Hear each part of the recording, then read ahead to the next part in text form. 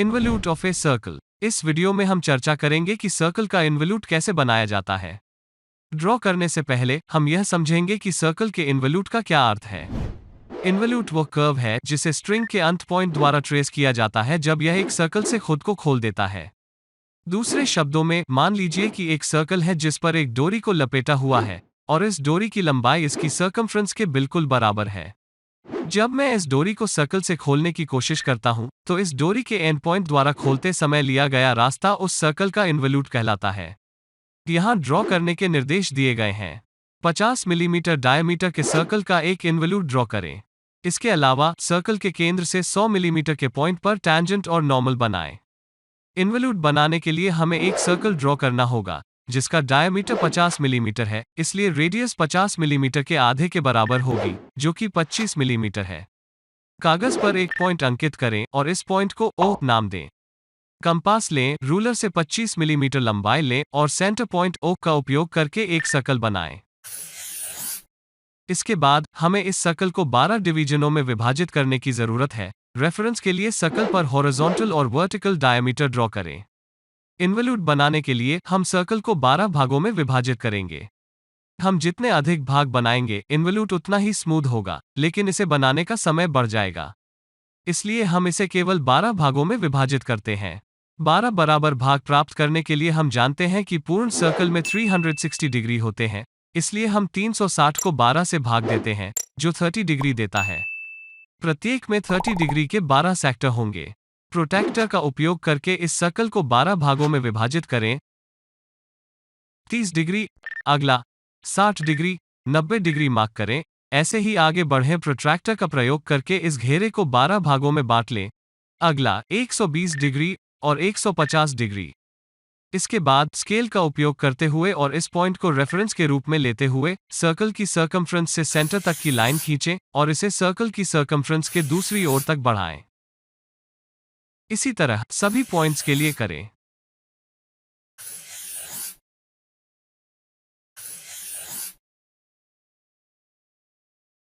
चूंकि हमने सर्कल को 12 भागों में विभाजित किया है, इसके बाद हम सर्कल की सर्कमफ्रेंस पर पहले पॉइंट, दूसरे पॉइंट, तीसरे और इसी तरह 12वें पॉइंट तक पॉइंट्स को नेमिंग करेंगे। एक इनिशियल पॉइंट को मार्क करें और इस पॉइंट को P नाम दें। इस P पॉइंट से एक लाइन को हॉरिजॉन्टल ड्रॉ करें। यह रेखा हमारी रेफरेंस लाइन होगी, जिसकी लंबाई सर्कल की सर्कमफ्रेंस के बराबर होगी, जो कि पाई गुना d लंबाई होगी। इसके बाद हमें इस लाइन को 12 बराबर भागों में विभाजित करने की आवश्यकता है और इन पॉइंट्स के बीच की दूरी सर्कमफ्रेंस पर पॉइंट्स के बीच की लंबाई के बराबर होनी चाहिए।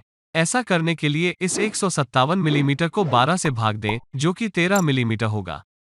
इसलिए इस लाइन पर 13 मिलीमीटर का निशान लगाएं। इसके बाद कंपास लें और यह लंबाई लें और बराबर लंबाई के आर्क काट लें।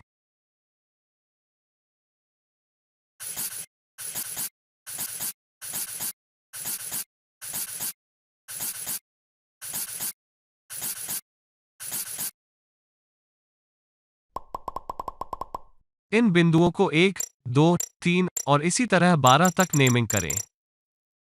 इसके बाद हमें इनमें से प्रत्येक लाइंस पर परपेंडिकुलर लाइंस खींचनी होंगी। ऐसा करने के लिए अपना मिनी ड्राफ्टर लें, इसे इस तरह रखें और पॉइंट 11 पर एक परपेंडिकुलर लाइन खींचें। अगला पॉइंट 10 पर इसी तरह पॉइंट 1 तक लाइंस ड्रॉ करें।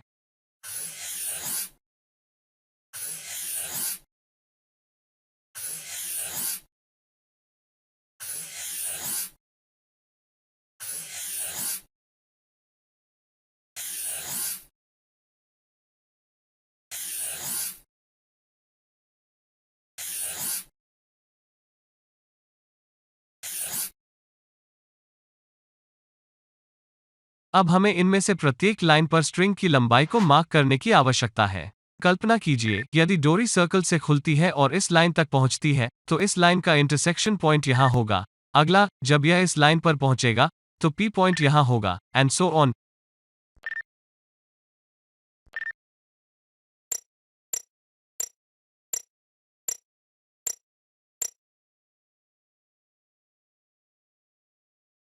यह इस पॉइंट से आर्क ट्रेस होगा, जिसे हमें ड्रॉ करने की आवश्यकता है।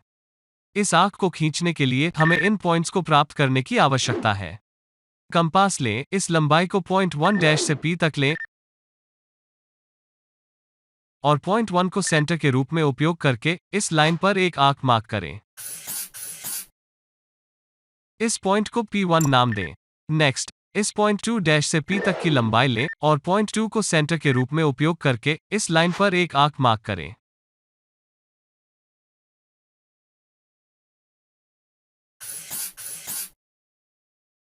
इस पॉइंट को P2 नाम दें। इसी तरह सभी डिस्टेंस मार्क करें। नेक्स्ट, इस पॉइंट 3 डैश से P तक की लंबाई लें और पॉइंट 3 को सेंटर के रूप में उपयोग करके इस लाइन पर एक आर्क मार्क करें। इस पॉइंट को P3 नाम दें। नेक्स्ट, इस पॉइंट 4 डैश से P तक की लंबाई लें और पॉइंट 4 को सेंटर के रूप में उपयोग करके इस लाइन पर एक आर्क मार्क करें और इस पॉइंट को P4 नाम दें। नेक्स्ट, इस पॉइंट 5 डैश से P तक की लंबाई लें और पॉइंट 5 को सेंटर के रूप में उपयोग करके इस लाइन पर एक आर्क मार्क करें और इस पॉइंट को P5 नाम दें। नेक्स्ट, इस पॉइंट 6 डैश से P तक की लंबाई लें और पॉइंट 6 को सेंटर के रूप में उपयोग करके इस लाइन पर एक आर्क मार्क करें और इस पॉइंट को P6 नाम दें। नेक्स्ट, इस पॉइंट 7 डैश से P तक की लंबाई लें और पॉइंट 7 को सेंटर के रूप में उपयोग करके इस लाइन पर एक आर्क मार्क करें और इस पॉइंट को P7 नाम दें। नेक्स्ट, इस पॉइंट 8 डैश से P तक की लंबाई लें और पॉइंट 8 को सेंटर के रूप में उपयोग करके इस लाइन पर एक आर्क मार्क करें और इस पॉइंट को P8 नाम दें। नेक्स्ट, इस पॉइंट 9 डैश से P तक की लंबाई लें और पॉइंट 9 को सेंटर के रूप में उपयोग करके इस लाइन पर एक आर्क मार्क करें और इस पॉइंट को P9 नाम दें। नेक्स्ट, इस पॉइंट 10 डैश से P तक की लंबाई लें और पॉइंट 10 को सेंटर के रूप में उपयोग करके इस लाइन पर एक आर्क मार्क करें और इस पॉइंट को P10 नाम दें। नेक्स्ट, इस पॉइंट 11 डैश से P तक की लंबाई लें और पॉइंट 11 को सेंटर के रूप में उपयोग करके इस लाइन पर एक आर्क मार्क करें और इस पॉइंट को P11 नाम दें। अंत में, इस पॉइंट 12 डैश से P तक की लंबाई लें और पॉइंट 12 को सेंटर के रूप में उपयोग करके इस लाइन पर एक आर्क मार्क करें और इस पॉइंट को P12 नाम दें। अंत में हमें सभी पॉइंट्स मिल गए। इन पॉइंट्स को एक स्मूथ आर्क के साथ मिलाएं। यह हमारा फाइनल इन्वोल्यूट है। इसके बाद हमें इस सर्कल के सेंटर से 100 मिलीमीटर के पॉइंट पर एक टैंजेंट और नॉर्मल ड्रॉ करने की आवश्यकता है। कंपास लें, स्केल का उपयोग करके कंपास पर 100 मिलीमीटर या 10 सेंटीमीटर लें। कंपास को सर्कल के सेंटर में रखें और इन्वोल्यूट पर जहां भी काट रहा है वहां एक आर्क काट लें। इस पॉइंट को M नाम दें। इस पॉइंट पर हमें एक टैंजेंट और एक नॉर्मल को ड्रॉ करने की आवश्यकता है। रूलर लीजिए और इस सेंटर पॉइंट O और M को मिलाने वाली एक लाइन खींचिए।